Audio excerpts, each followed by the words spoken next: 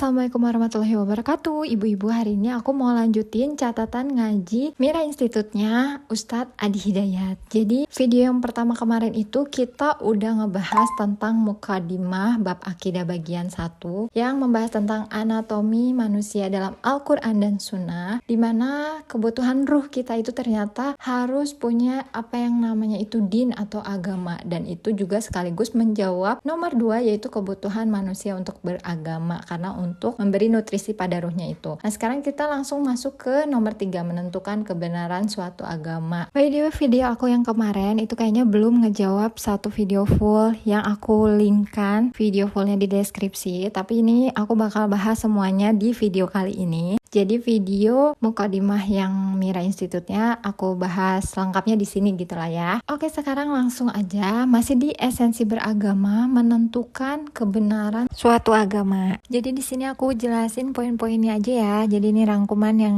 dijelasin poinnya gitu. Langsung aja, ini di ukuran menentukan kebenaran suatu agama itu ada 3 konsep. Yang pertama ada konsep teologi atau konsep ketuhanannya, di mana dalam bahasa Arab itu dinamakan ilahiyat. Terus selain ketuhanan di sini ada konsep ibadahnya juga dan konsep muamalah. Di mana konsep ketuhanan ini udah tercantum semua di ayat Al-Qur'an yang dari A sampai E ini. Nah, ini silakan dicari aja di Al-Qur'an, dilengkapi tentang terjemahannya juga boleh. Nah, yang rangkuman aku ini kadang terjemahannya itu aku ngambil poinnya aja gitu, biar cepet aja ngajinya, tapi bisa dicek juga ya di masing-masing Al-Qur'an. Nah, di sini karena kita makhluk yang diciptakan, kita akan jelas berbeda dengan Allah Sang Maha Pencipta. Jadi biasanya memang pencipta dan yang diciptakan itu pasti beda dong. Nah, ini dia ciri-ciri makhluk dan ciri-ciri Allah sesuai dengan yang di Al-Qur'an tentunya. Terus ini notesnya itu ada sedikit nyinggung tentang perbedaan Nabi dan Rasul, juga apa itu mukjizat gitu. Jadi Nabi Rasul itu punya mukjizat di mana disesuaikan dengan kondisi umatnya saat itu gitu. Lanjut, di catatan selanjutnya ini masih bahas tentang ayat Al-Quran yang membahas kenapa Allah itu harus satu, kenapa Nabi Isa gak dijadikan Tuhan, terus juga sebenarnya Nabi Ibrahim juga pernah ada mukjizat, dan kenapa kita gak sembah Nabi Ibrahim aja, kalau gitu jadi Allah. Dan ternyata ya ini ada dijawab di Al-Quran. Terus segala sesuatu yang kamu sembah selain Allah bahkan tidak bisa menciptakan seekor lalat pun. Pokoknya ayat yang masih menunjang konsep ketuhanan tadi. Dan ini Quran surat 112 Al-Ikhlas, sepertiga dari Al-Quran. Julukan dari surat Al-Ikhlas ini surat yang menjelaskan nama Tuhan. Nama Tuhan kita itu adalah Allah, dan sesuai juga dengan undang-undang juga Pancasila bahwa atas berkat nama Allah, ketuhanan yang Maha Esa, bahkan tidak ada angka selain nomor 1 ya. Angka 0 itu berarti nggak ada artinya. Jadi memang Allah itu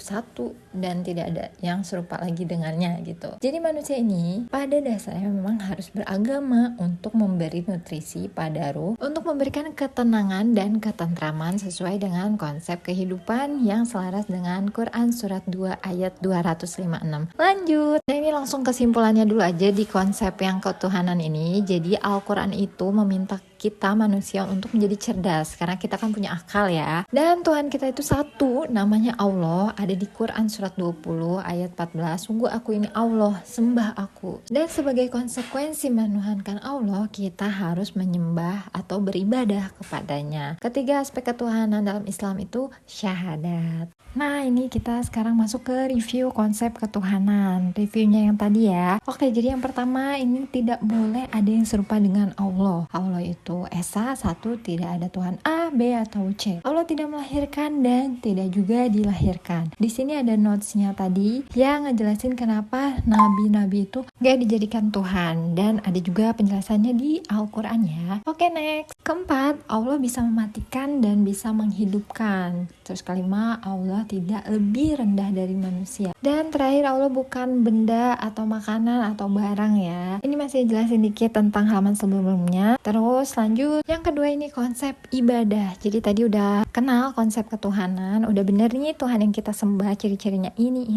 Lanjut konsep ibadah sebagai konsekuensi kita menuhankan Allah. Laksanakan sholat untuk mengingatku, kata Quran surat nomor 20 ayat 14. Jadi dasar kehidupan ini kan bertuhan ya, atau menuhankan, biar roh yang ada di dalam diri kita itu tetap hidup. Kalau enggak, roh itu akan galau, mencari-cari kenapa, bimbang gitu. Konsekuensi setelah kita menuhankan itu kan ibadah. Nah, konsep agama itu harus ada ibadahnya. Kalau nggak ada, berarti gugur konsep keagamaan, juga membuktikan untuk konsep ketuhanannya. Nah, konsep ibadah kita ini harus dari langsung Allah, karena kan Allah yang menciptakan kita, Allah yang memerintah, jadi harus bersumber dari Allah. Allah menyampaikannya lewat apa? Lewat firman yang disampaikan ke Rasul, atau lewat wahyu yang disebut juga dengan ayat. Karena itu, habis baca ayat, biasanya kita akan merasa lebih dekat dengan Allah. Ayat yang dihimpun di Al-Quran juga terukur, tanpa cacat, tanpa celah, karena langsung ya sumbernya dari Allah. Lanjut, terus gimana cara sholatnya? Nah, ini udah dicontohkan langsung juga sama Nabi dan Rasul, jadi kita bisa lihat geraknya tuh kayak gimana, bacanya tuh kayak gimana, dan udah ada juga di dalam Al-Quran tentunya. Terus yang ketiga ini sebagai pembuktian Islam ya, kalau kita beribadah berarti kita orang Islam. Nah, kalau misalnya ada yang gak sholat, itu ya dipertanyakan ya keimanannya gimana. Pokoknya dibaca aja itu yang paling bawah. Nah, selain untuk menjaga ruh dengan kita beragama tadi, kita juga harus menjaga fisik kita. Selain fisik, ada juga harta untuk mendukung kebutuhan fisik, ruh, akal untuk kita beribadah. Jadi memang semua kebutuhan kita dibutuhkan harta ya, kayak untuk zakat, infak, sedekah, untuk makan, minum, untuk belajar juga, untuk memenuhi akal kita harus ada harta.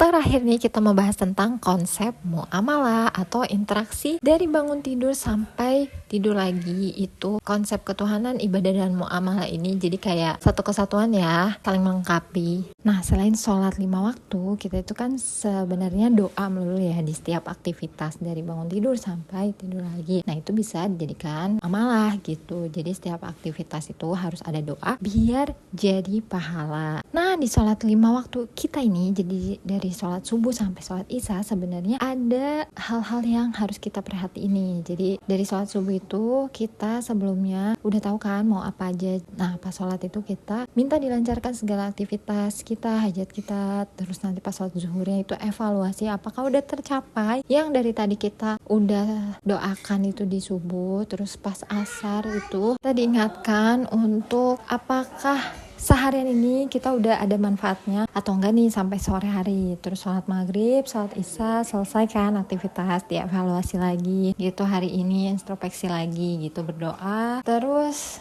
di setiap waktu subuh, zuhur, asar, maghrib, isya itu kita bisa sewaktu-waktu dipanggil sama Allah, innalillahi wa inna ilaihi raji'un. Nah, ini sedikit pengantar untuk akidah dan iman. Jadi ada pengertiannya, silahkan dibaca. Intinya akidah itu ikatan yang kuat, iman itu keyakinan tanpa ragu, mukmin itu orang yang beriman, Islam itu artinya patuh, tunduk, dan muslim orang yang menjalankan Islam. Next, ini ada beberapa Quran surat yang mengantarkan tentang yang sebelumnya kita jelaskan tadi. Terus yang paling bawah ini disimpulkan bahwa Islam itu rukunnya ada 5. Ada syahadat, sholat, zakat, puasa, dan haji. Untuk pengantar ke bab akidah. Halaman ini juga silakan dibaca aja untuk menguatkan tauhid akidah. Tentu mukadimahnya juga harus dikuatkan. Selanjutnya ini review dari anatomi manusia, kebutuhan untuk beragama, dan menentukan kebenaran suatu agama. Silakan dibaca-baca aja, kurang lebihnya ini sesuai dengan video 1 dan video 2 yang ini aku buat. Terus selanjutnya kita masuk ke bab akidah yang pertama, pondasi iman. Ya, terima kasih sudah menonton sampai sejauh ini. Mudah-mudahan bermanfaat dan sampai jumpa di video selanjutnya.